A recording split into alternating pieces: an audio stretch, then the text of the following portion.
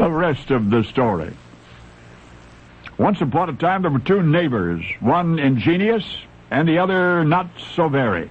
They lived side by side in a hot, humid climate. What each needed in his home, inarguably, was air conditioning, but air conditioning had not yet been invented. Not quite yet. That task remained for somebody sufficiently motivated and clever. But I return your attention to the ingenious neighbor who, pondering the prospect of yet another interminable, insufferable summer, reflected on a design that he had seen in his youth, something which he might now recreate and refine to assuage the oppressive temperatures. So he set to work. His labor attracted the attention of his aforementioned neighbor, whose initial impressions one can only guess, perhaps at first incredulousness.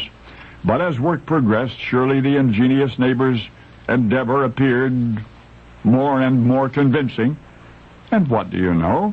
In no time at all, the industrious designer was observed relaxing in evident comfort. I mean, despite otherwise relentless summer heat, he was comfortable. Well, to his envious neighbor, this meant only one thing. He must copy that obviously effective air conditioning design for his own home. And after much observation and calculation and considerable effort, he did just that. You can imagine what happened next. All of the neighbors started noticing that remarkable, pleasurable innovation. They coveted the same for themselves. Before long, homes far and wide were similarly equipped. Well, not with equipment. For those centuries ago, Willis Carrier's so-called dew-point control air conditioner was centuries in the future. No, the invention that relieved the torments of colonial summer times 100 years before the Declaration of Independence was an architectural novelty that became an American institution. The front porch. In the virtually tropical climate of what's now the southeastern United States, our forefathers sought and caught soothing breezes beneath the roofs of this continent's first air conditioning systems. Of course, the concept in general was not a new one. Even that rock ledge overhanging the caveman's cave was, according to anthropologists, a porch of sorts.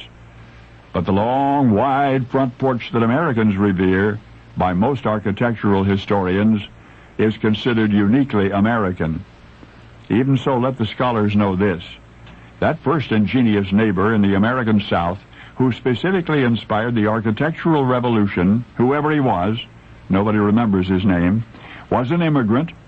He was a newcomer who simply replicated an architectural style of his homeland, because in his homeland, in similar swelter, his ancestors innovated long, wide shelters attached to their houses, and thus were breezes seized on the savanna of Africa,